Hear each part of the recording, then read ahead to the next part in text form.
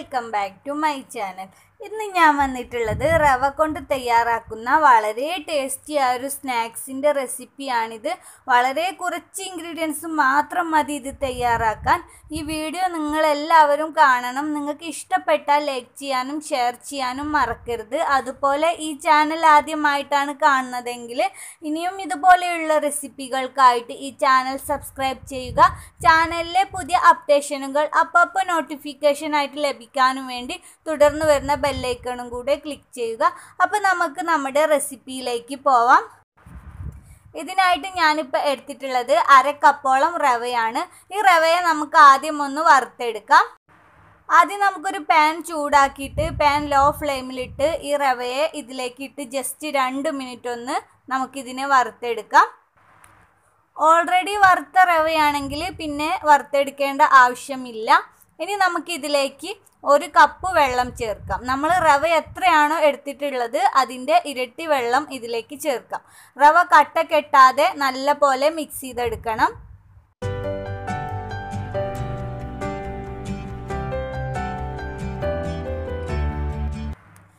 ഇപ്പോൾ ഇതിനെ ഞാൻ നല്ല പോലെ മിക്സ് ചെയ്തെടുത്തിട്ടുണ്ട്. ഇനി ഇതിനെ നമ്മൾ ലോ ഫ്ലെയിമിലിട്ടിട്ട് നന്നായിട്ട് കുറുക്കിയെടുക്കുക. കണ്ടില്ലേ, ഇതുപോലെ നന്നായിട്ട് കുറുക്കിയെടുക്കണം. ലോ ഫ്ലെയിമിലിടാൻ മറക്കരുത്. ഇനി ഇതിലേക്ക് നമുക്ക് 1/2 കപ്പ് പഞ്ചസാരയും കൂടെ ചേർക്കാം. നമ്മൾ റവ എത്രയാണോ എടുത്തിട്ടുള്ളത് അത്രയും പഞ്ചസാരയും കൂടെ ഇതിലേക്ക് ചേർക്കാം. ഇനി പഞ്ചസാരയും കൂടെ ഇതിലേക്ക് നല്ല പോലെ ഒന്ന് ഇളക്കി മിക്സ് ചെയ്തെടുക്കണം.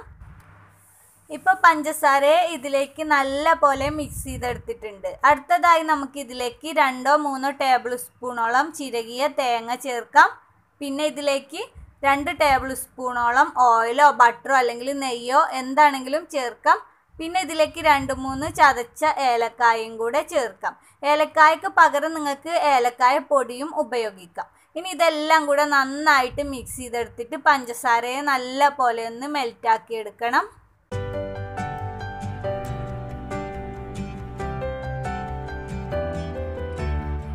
ഇപ്പോൾ പഞ്ചസാരയൊക്കെ ഇതിലേക്ക് നല്ല പോലെ മെൽറ്റായി വന്നിട്ടുണ്ട്. ഇനി നമുക്കിതിനെ നല്ല പോലെ കുറുക്കിയെടുക്കാം. ലോ ഫ്ലെയിമിലിട്ട് ഇതാ കണ്ടില്ലേ, ഇതുപോലെ നല്ല പോലെ കുറുക്കിയെടുക്കണം. പാത്രത്തിൽ നിന്നും വിട്ടുപോരുന്ന പോലെ ലോ ഫ്ലെയിമിലിട്ട് കുറുക്കിയെടുക്കാം. ഒരിക്കലും സ്പീഡ് കൂട്ടിക്കൊടുക്കരുത്, അപ്പോൾ റവ കരിഞ്ഞു പോവും.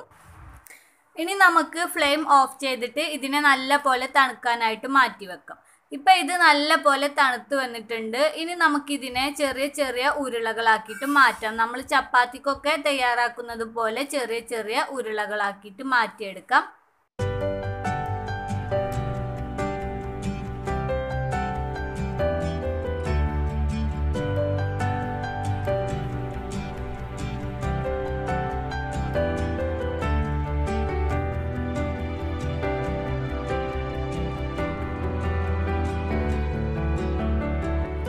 ഇപ്പം ഞാൻ ഇതിനെ എല്ലാം ഇതുപോലെ ഉരുട്ടിയെടുത്തിട്ടുണ്ട്. ഇനി നമുക്ക് ഇതിനെ ജസ്റ്റ് ഒന്ന് റൗണ്ട് ഷേപ്പിൽ കയ്യിൽ വെച്ചിട്ടൊന്ന് പരത്തിയെടുക്കാം.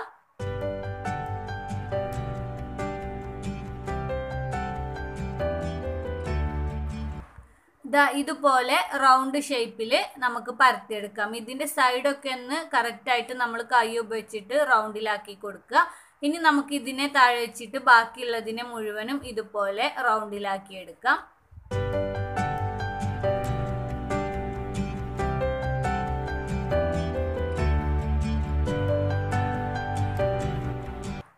ഇപ്പോൾ കണ്ടില്ലേ, ഞാൻ ഇതിനെ എല്ലാത്തിനെയും ഇതുപോലെ റൗണ്ട് ഷേപ്പിലായിട്ട് മാറ്റിയിട്ടുണ്ട്. കണ്ടില്ലേ, ഇനി നമുക്കിതിനെ നല്ലപോലെ ചൂടായ എണ്ണയിലേക്ക് ഇട്ടിട്ട് ഫ്രൈ ചെയ്തെടുക്കണം. ആദ്യം നമ്മൾ ഓയിൽ നല്ല പോലെ ചൂടാക്കിയെടുക്കുക. എന്നിട്ട് ലോ ടു മീഡിയം ഫ്ലെയിമിലിടുക. അതിനുശേഷം വേണം ഇത് ഫ്രൈ ചെയ്യാൻ. നല്ല ഹൈ ഫ്ലെയിമിലിട്ട് ഫ്രൈ ചെയ്യരുത്, അപ്പോൾ ഇത് പെട്ടെന്ന് കരിഞ്ഞു പോകും. പിന്നെ ഒരേ സമയം കൂടുതൽ എണ്ണം ഒരുമിച്ചിട്ട് ഫ്രൈ ചെയ്യരുത്, അപ്പോൾ ഇത് പരസ്പരം ഒട്ടിപ്പോവാനായിട്ട് ചാൻസ് ഉണ്ട്. ഇനി നമുക്ക് ഇതിൻ്റെ 2 സൈഡും തിരിച്ചും മറിച്ചിട്ടിട്ട് ജസ്റ്റ് ഒരു ബ്രൗൺ കളർ ആവുന്നത് വരെ ഫ്രൈ ചെയ്യാം.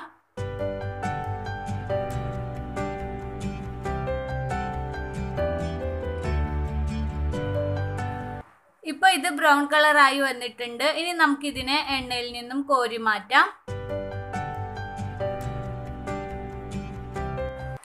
ഇതുപോലെ നമുക്ക് എല്ലാത്തിനെയും ഫ്രൈ ചെയ്തെടുക്കാം.